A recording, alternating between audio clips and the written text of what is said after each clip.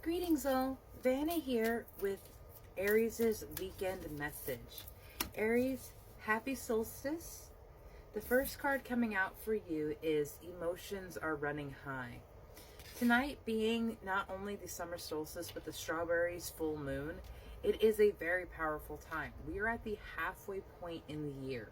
So that right now people are doing a lot of introspective reflections, pardon me, of how this year has come so far, and whether you feel good or bad about how you've done so far this year, you feel a lot. What's important in that is ensuring that you are expressing those emotions in a healthy way. All emotions need to be expressed, even ones that we don't label as pretty emotions, such as anger or sadness, or even just melancholy thoughts. They have to be acknowledged, otherwise they will go nowhere and continue to just be incepted into your own energy. And that is not what you are wanting to do, because that creates blockages, that creates doubt and fear and anxiety. And that has no place in us. We are working for our greatest and highest good. We are striving to be the best version of who we are. We have no place for fear. We have no place for anxiety. We have no place for a self-limiting belief that tells us we do not deserve something. Spirit, what else do you have for Aries for this full moon? Balance, spirituality, and practicality. Full moon in Pisces. Pisces energy and Aries energy has always been very interesting because they're on complete opposite ends of the spectrums, yet right next to each other. Like they can't be more different, yet more the same. With the balancing spirituality and practicality card, I very much feel some people are having a bit of a war with instilling their spiritual practices such as meditation, even casting if you do that, or energetic protections and cleansings, boundaries. That might have a hard time integrating into your everyday, what I call normie society, because there are just some people that are completely disconnected from this energy. They don't believe it exists. And I am not one to waste my breath trying to tell someone something they're not ready to understand. You do not have to make it make sense to absolutely everyone. As long as it works for you, then that is what matters. And honestly, in my opinion, if it hurts no one, you should do what you feel is right in your heart and in your mind. And so if there is a certain kind of practice, like you want to say a prayer over your house every time you leave, this was actually done. And that's why so many people said that witches' houses felt alive, because it is your home, it is your sanctuary, and when you recognize everything has energy, you recognize your home is a living, breathing vessel. And so when you leave, you say, goodbye, such and such address, take care of everything for me, ensure that my family inside is safe, ensure that my possessions are safe. And that recognition of energy begins a mutual relationship between yourself and the ambient universal energy around you.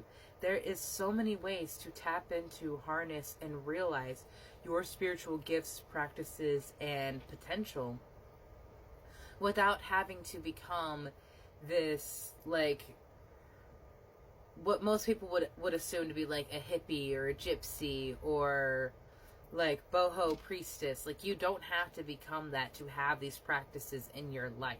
It's about mindfulness, meditation, and how you are choosing to control the energy that is all around you and in yourself. Now that we have seen what the full moon has for you, what does Spirit bring in abundance during this time? What are you being asked to receive in this time? Surrender. Learning to surrender can feel like you're dying. The ego learns what's hardest, to stop trying to control the whole universe. If there was ever a card that was Aries, it would be this, because that is one of Aries' hardest things to do. The embodiment of Aries is the I am energy. And with that, there is the notion of I am the master of my life. I am the creator of my dreams.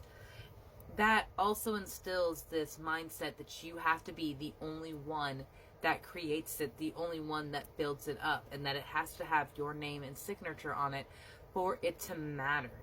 But my love, you have to understand that you are a part of a much larger cosmos of energy and beings. And those beings are very much willing and ready to help you when you reach out and ask them for aid. This is why no matter what religion you have ever followed, there has always been prayer, because there has always been a need to communicate our wishes, our desires with our higher selves and source consciousness. Because it's my personal belief that all gods exist as part of source. They just represent themselves in different ways to appeal to different people. You and I will not follow the same gods, and that is perfectly fine. How you choose to live your life and communicate with spirit is up to you. Right now, you are being asked to surrender the need to be in control of the accolades and the good things coming into your life. What comes in and out, holding on to everything with an iron vice grip is not going to ensure that it stays. It will make that energy frantic, in fact, and want to leave. Be receptive to co-create this life. This doesn't mean you lose control. You still have free will. And that free will also means that you cannot receive the Spirit's blessings without first asking for their aid. They are always there, watching over you, listening, waiting for you to call upon them, your ancestors, your grandmothers, grandfathers, children that may have passed on, brothers and sisters, people from your past lives, people who have yet to be. They are all there. Angels, archangels, divine deities, and so many more things that you can have access and connection to.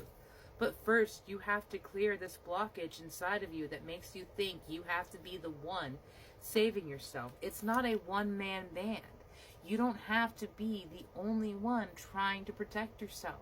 In fact, there are so many people that are like asking you, let me be the one to protect you. Just surrender yourself to me, because I can protect you. I can show you how to protect yourself, how to shield yourself from what is not yours, what would hurt you. But you have to let us in. You have to let me in, lovely, because I cannot act in your life without your permission. Spirit needs you, so please become at a point of ease where it is open and welcoming to receive their energy, to receive their blessings, to receive their aid. To let them remove from your life what is not serving you. Because sometimes we are trapped in stagnancy of a situation that we have been in, because we dance with this devil that we know, because we know how to react to them. We know what they are going to do. While it does hurt us, it is a knowing hurt, and we can prepare ourselves for that. And in that, there is an inherent comfort. But dancing with the devil, you know, is still dancing with a devil. And you deserve to be free from that, my love. You do not deserve to have someone control you, but also understand you are the one allowing them to have that control over you. Stand up, take back your energy, claim it back. This is the full moon. This is the time to pull back everything that was taken from you and be open to receive what is yours. If you need to release, release now. You can do that. I'm doing that. I am doing a spell myself tonight. So please, my love, do not let your life to continue to pass you by. 2024 can still be your best year yet. You have every bit of time that you need, but you have to allow yourself to step into something you may not entirely know what to do at first. You'll find your way through. You always do. But there is an air of change that has to occur. So please, open now to Spirit for your sacred rebirth. Have a beautiful day, Aries.